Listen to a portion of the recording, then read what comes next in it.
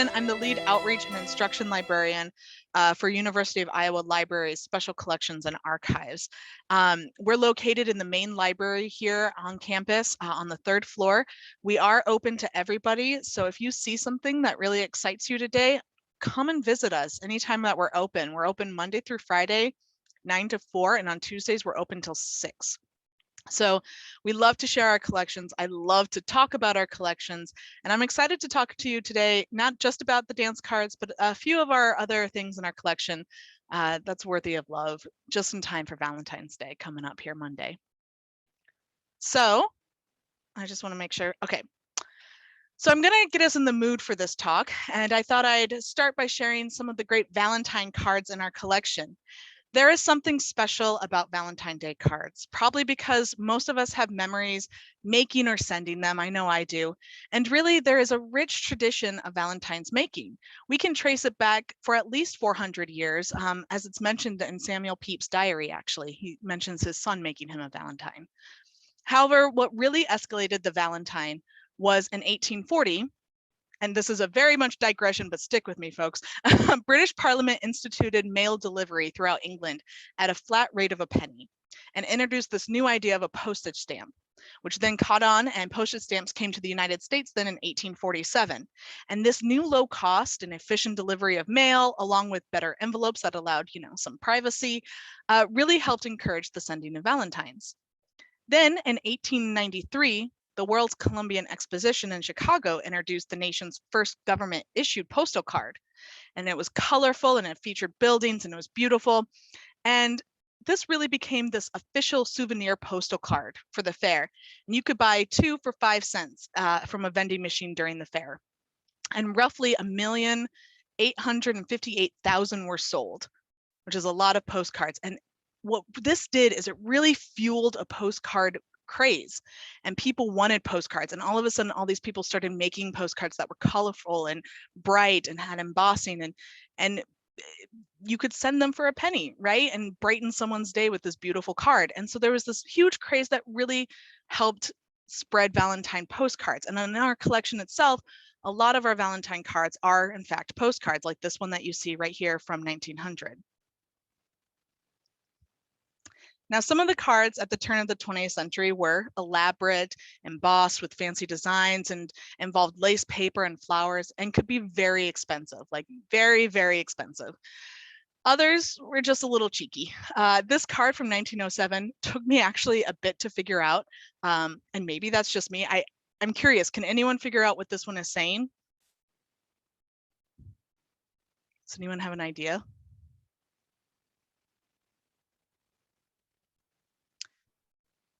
Is it my love pants for you? Yes, exactly, Julie. Yes, my heart pants for you. I kept going, my heart blooms for you, my heart underwear for, like, I couldn't figure out that those were supposed to be pants. So yes, this is reading my heart pants for you. But some cards, well, they took on a more playful stance, or nasty, however you want to see it. Even in the 19th century, Valentine-themed pranks were really popular, and people had no problem sending satirical or sometimes mean Valentine cards. Before the stamp became a thing, I read that a traditional, like a very popular prank to pull on Valentine's was to send someone a box full of like rocks and sticks and dirt. And at that time, before the stamp, like you would send something and the person would have to pay for it in order to receive it. So then they'd get this box and all that's inside are really heavy rocks and they had to pay a bunch of money for it. And that was apparently really popular for Valentine's Day. And I was like, that's just mean. But, then that kind of trickery escalated and went into the Valentine's Day postcards. This one I think is hilarious. What it says is that, honey, my heart is a fire, but not for you. And I was like, ouch. But these cards are also just as popular as the other ones. And then, of course, by the early half of the 20th century, Valentines with cartoons were geared more towards children. And then this sweet card from the 1930s, have a heart, please, be my Valentine. This is definitely something kids would gravitate towards. I mean, I still gravitate towards it, and I'm not a kid, so it's for everyone. But the idea was that school children would really start to get into Valentines, and then it would become an event at schools and the exchange of Valentine's Day cards. I remember vividly making boxes for Valentine's Day parties at my school and going to the store to pick out cards for my classmates or making them at home with the help of my mom and lots of glitter.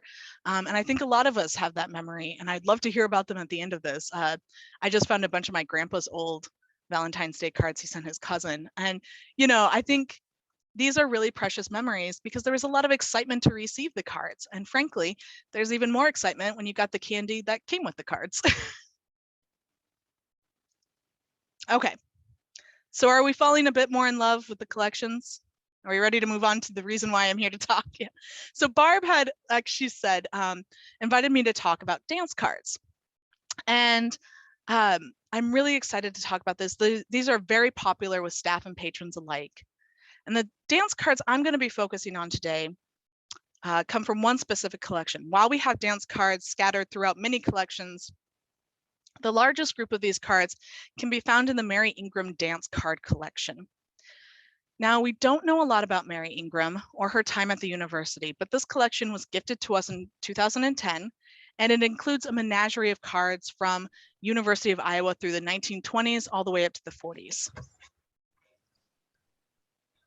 Now, for those of you who may not be familiar with these items, dance cards are little booklets with a decorative cover often used by women to record the names of dance partners for the night's festivities.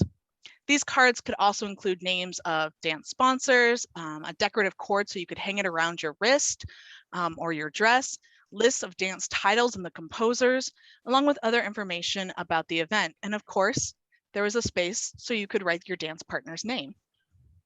Historians can trace these cards to the 18th century, but they really became popular in the 19th century. And between the 19th century and World War II, dance cards were extremely popular in areas, especially of German-speaking origin. So like Austria, Switzerland, and Germany really took on the dance card. The elite at this time were even making dance cards out of precious metals and jewels. And I've seen some, you can Google and see some pictures of these. They're like works of art in themselves, right? They're beautiful. But even for those who can't afford or couldn't afford bedazzled dance cards, they were still heavily used at large balls during Fasching, a German version of Carnival, right before Lent. And of course, the tradition of dance cards traveled across the pond to the United States and became popular here as well. Again, probably before World War I, they started tapering off a little bit once you hit the later 20s and 30s. And though not used anymore, you can still find remnants of dance cards in our modern language. When someone says, pencil me into your dance card, they're asking you, find some time for me. Or my dance card is full implies that you have no time for that person addressing you. And I've used that one several times. No, I'm just kidding. And there's also, Save the Last Dance for Me. That song has its origins, and then the Save the Last Dance, pencil me into that last dance and save it for me. What I love about Mary Ingram's collection particularly is the variety. There are all sorts of dances from fraternities and sororities, proms, military balls, spinster sprees, which is a particularly one I like, homecoming events, and they're made from paper, metal, plastic, fabrics. There's even a faux fur one that you can see here on the right. I think it's a little creepy. It's like a little pelt. But this is the only one I think that we have made from like a faux fur leather kind of type. But yeah, there's lots of different decorations, lots of different themes. Each card is very unique and individual.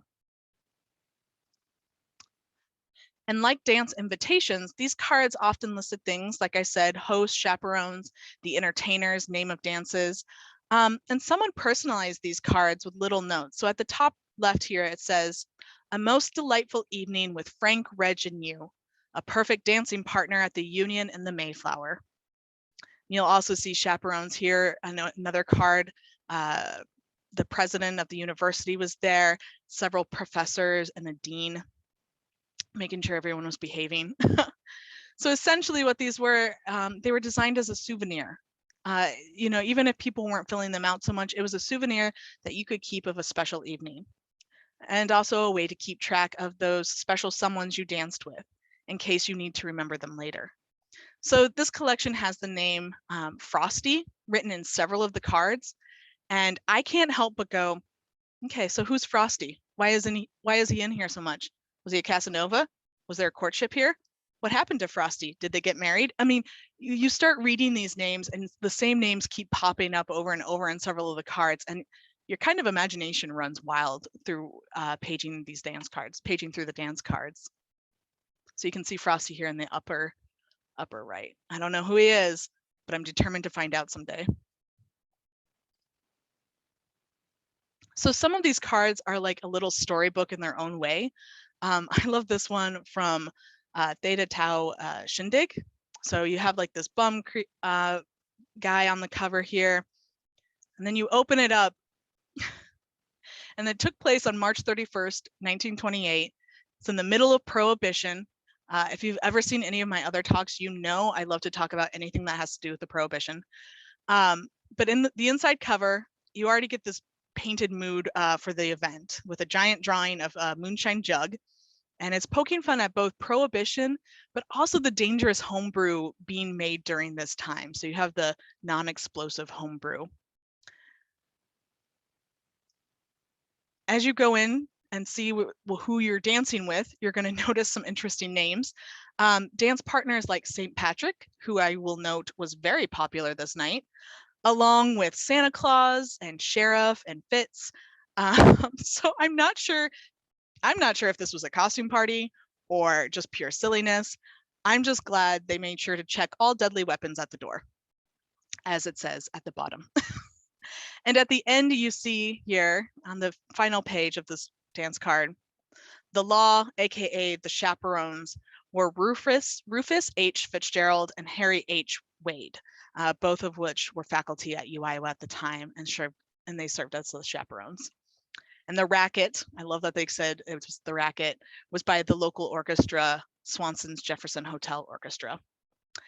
I have tried in vain to picture this dance in my head, but I'm going to have to try to find more information about it. I just discovered this card personally a couple days ago, so I haven't been able to do a lot of research to see if I can find more, but it sounds like it was a delightful event for sure. Looking at these dance cards today as a modern viewer, they prove to be time capsules of special events that are a part of campus history. So take, for example, the several Mecca Day dance cards that are in this collection. Mecca Day was started in 1910 on St. Patrick's Day and put on by the College of Engineers. It grew into a huge event on campus that would cover like a whole week of festivities that included parades that highlighted progress in engineering. So those are the two pictures you see here. There was also humorous floats. Again, some were about Prohibition, and I like to talk about those. But there was also plays and open houses at the engineering building with games. There were tug of war competitions with the College of Law. And in 1972, according to a newspaper in the Daily Iowan, there was even 2 hours worth of free beer for any ASE cardholder. And of course, as Mary Ingram's collection shows, there were dances. And so we've got some beautiful dance cards with plastic covers here from the 20s. And there are decades worth of memories stored in these tiny booklets.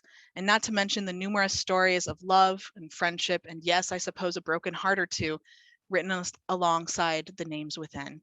So I love this collection. I think they're very sweet. And I love that people still kept them. Like I said, lots of our collections here and special collections has dance cards and scrapbooks or among papers because they are very sweet mementos.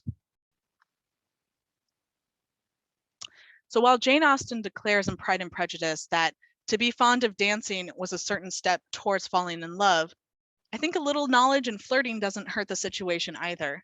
So I'm also going to share a few other things in our collection, including we have this miniature book collection here in Special Collections that it has around 4,000 books that are 3 inches or less. And let's talk about love for a second. We love this collection, and it's by far one of our most popular collections here. It was started by a woman named Charlotte Smith, and Charlotte and her husband Tom loved books and had a large collection that filled their house full of books. And the story I was told when I started working in special collections was that they had so many books, there was no more room. And Tom goes, Charlotte, we got to stop collecting books. There's no more room. And she goes, well, what about miniature books? There's always room for miniature books. And so she started collecting miniature books and she fell in love with them. And it became an obsession. And so not only did she collect miniature books, and I mean, she had thousands. This collection was started by her and we continue to grow it today. But she also made miniature books. She wrote about them and she became a publisher of miniature books in Newton, Iowa. So within this collection, the Charlotte Smith Miniature Book Collection, there are topics that vary greatly. But I have to say, one of my favorites, and I've actually got it here with me today. You can tell a little bit how small it is. It fits in my palm. It's called Little Flirt, and it's from 1870. And this is one of my favorite books in this part of the collection. And this book provides proper ways to flirt and communicate with handkerchiefs, gloves, fans, and parasols. So we're going to focus on fan flirtation. Now, this book was printed by A.J. Fisher in New York, and Fisher was known for publishing and printing Valentine cards. So look, it all works together. It all wraps up. So I think this is more of a book for fun than actual serious guide. I did have someone tell me once when I was talking about fan flirtations, there's no such thing as fan flirtations. That was all made up. That's a wives' tale. And I go, yeah, I mean, maybe, but I think you can say a lot with a fan, as this book demonstrates. So if you have a fan handy by any chance, or you can make one with a piece of paper that you have on your desk or whatever, fold it up, make a fan. I'm going to teach you a few quick moves you can use next time you are out and about when the pandemic is over and you're ready to go flirt again out in public. If you let your fan rest on your right cheek, I got to do my left and right, my right cheek here, you are answering yes to a proposition. Your left cheek, though, means no. Opening and shutting the fan quickly tells a person that they are cruel. I don't know what being cruel means. Maybe they're playing with your heart, or they continued watching that show on Netflix without telling you, or something like that. I don't know. Twirling your fan in the left hand means get the heck away from me, we're done. But twirling the fan in your right hand is a signal that you love another. Sorry, keep moving. Very nice of you to be interested in me, but no, my heart's taken. But touching the handle of your fan to your lips opens up an invitation for a kiss. So there you go. There are some nice hints on how to flirt with your fan. When summer rolls around, I expect to hear stories from everybody about how they use this. And I love this little book. I mean, there's a lot packed in here. But not only do you get proper flirtation advice, but you also get these great illustrations of a love story intermingled between the flirtation cues. So these are only a little bit. I mean, it's a whole long story of this couple that starts with flirtation, there's hesitation, there's declaration, celebration, and then they get to, they get married, they start fighting, then they get separation. But don't worry, the very last image is reconciliation. So they end up back together no matter what. But it's a very cute and funny book, and come see it for yourself. Like I said, it's one of my favorites in our collection. Okay, so now I want to move on to some true stories of love found in our collections. Whether they use the techniques found in Little Flirt to find their loves, I can't say. I'm going to imagine yes. Fan flirtation, I bet, was really popular in the 1950s here. I doubt it, but I'm going to start with Joan Weldon papers. It's a good collection to start with. Joan came to the University of Iowa, or at this time it was called the State University of Iowa, in 1953. And she was actually recruited to play field hockey at the university at this time. Unfortunately, she only ended up staying 1 year before she dropped out of college. But during this time, Joan started to publicly acknowledge her lesbian identity, which was incredibly brave and rare for the 1950s. And while she had a few relationships in and after college, she found her match later in life when she met Sharon Rash. And lucky for us, many of their love letters can be found in Iowa Women's Archives. What makes these cards and letters especially cute is that Sharon and Joan had nicknames for each other. Sharon was Mother Bunny Rabbit, which is kind of a mouthful, but and Joan was a peach. And so you can actually see Bunny Rabbit written at the top of this card here with the 2 raccoons. And although the two couldn't be legally married in their lifetimes, they were united in holy union at the Metropolitan Community Church in Davenport, Iowa in 1988. Their 1989 Valentine's Day card together read, "This is my Valentine to you, my heart, my life, the most I can give you, my beautiful wife, myself." And the couple did stay together until Joanne's death later in 2001. So the next story I want to share is one I learned when putting together the exhibit, Stories Worth Telling, celebrating 25 years of the greatest generation. As Barb mentioned earlier, I helped process and put together the Tom Brokaw papers, and that included putting together an exhibit to celebrate his book, The Greatest Generation, which coined the term The Greatest Generation.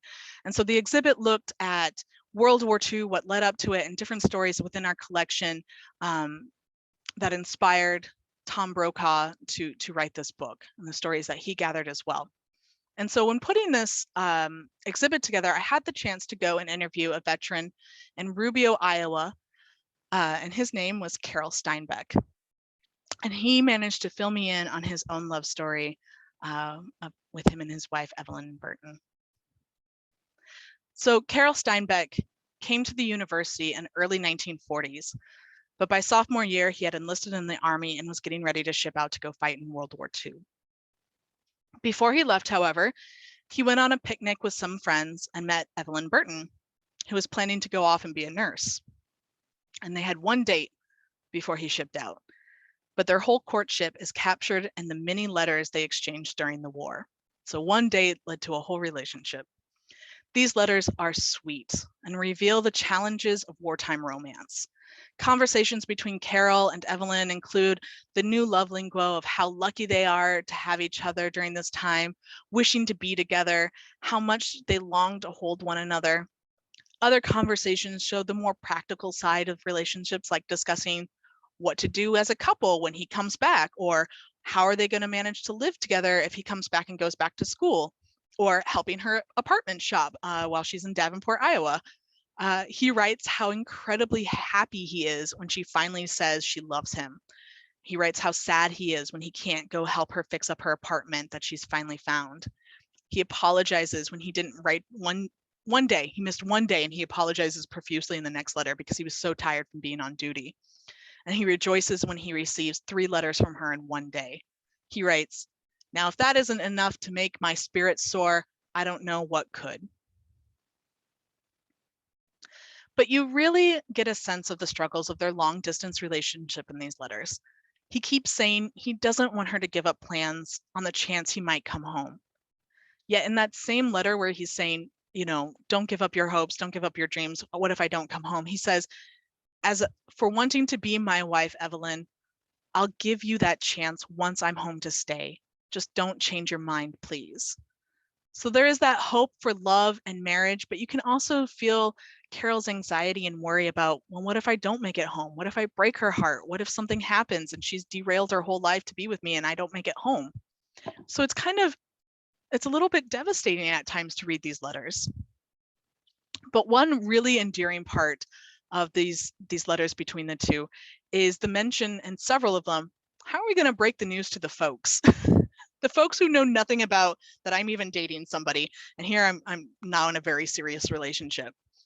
And as Carol writes in one letter, "Well, honey, I told them about us. I didn't say a whole lot, but let them know how we stood. Told them about our midnight picnic and progressed plenty from there. I also told them that you figured in my post-war plans. That should be plain enough." And it was plain enough. As Carol and I sat in his kitchen back in 2018, he told me, when I realized I was going to make it home safe, I asked the question, do you know what? She made me wait 11 days after I got back to get married. And then he followed that statement up with a small impish grin. And I love this story so much. I can't imagine getting to know someone completely through letters in this day of age. But Carol and Evelyn did, and they made it work. They were together until her death much later. I think they made it to 50 years of marriage together. As I mentioned in my interview with Carol, was for this exhibit in 2018. And after hearing his story, I had to have his letters in the exhibit, right? So here you see a picture from the exhibit of one of his letters with a picture of Evelyn. You see her in her nurse's outfit here next to it. And I love this letter particularly because I think it has one of the sweetest lines I've read in the letters. And it goes, "Another evening, which means the end of another day. That makes just one less day I'll have to wait until I see you again." So he's counting down the days. And in every letter, he's just like, "I just want to be home with you. I want to be home with you so bad." And you really get that in this letter. And I think it's very sweet. The exhibit was close to my heart for several reasons, but what really made it special to me was that Carol actually got to come and see his letters in the exhibit. And that's an experience I will never forget or take for granted. And yes, if you're looking at this photo, he wore his old Army uniform when he came. Only his boots were new, he said. I told him I was surprised he actually could fit into his uniform still. I was like, that's amazing. The fact is, there is love found in all the nooks and crannies of special collections and archives. From stolen kisses and little notes and scrapbooks to aphrodisiac cookbooks in our culinary collection. My favorite recipe is for sexy sauces. To even a piece of chewing gum someone saved from a special person in her life. Okay, yeah, that one's a little gross, I'll admit, but it's very sweet. You can actually see the chewing gum in the top left corner here. And here in Special Collections, we collect stories of humans. And what is more human than love, right? Yes, love is all around, but it's not just within our material, but also in the work we do here. So a lot of love goes into making Special Collections and archives run, and we feel a deep connection and respect for the stories we hold on to here in our department. So that's why I made a couple years ago this very sappy video of our staff and department that I'm going to now force all of you to watch, but it sums up my love for what I do here in Special Collections pretty nicely. And so cross your fingers that we get this to play. Shall I compare thee to a summer's day? Thou art more lovely and more temperate. Rough winds do shake the darling buds of May, and summer's lease hath all too short a date. Sometime too hot the eye of heaven shines, and often is his gold complexion dimmed. And every fair from fair sometimes declines, by chance or nature's changing course untrimmed. But thy eternal summer shall not fade, nor lose possession of that fair thou oust.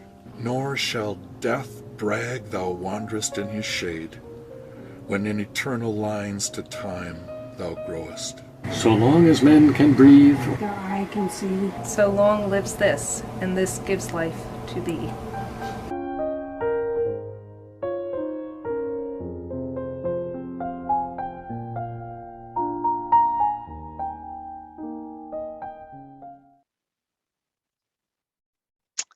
So I'm going to end it there. Thanks for indulging in me sharing that video. I love what I do. I love talking to people about what we have. And I love love, and I hope you do too. And I hope everyone has a wonderful Valentine's Day and are inspired by something that you saw today.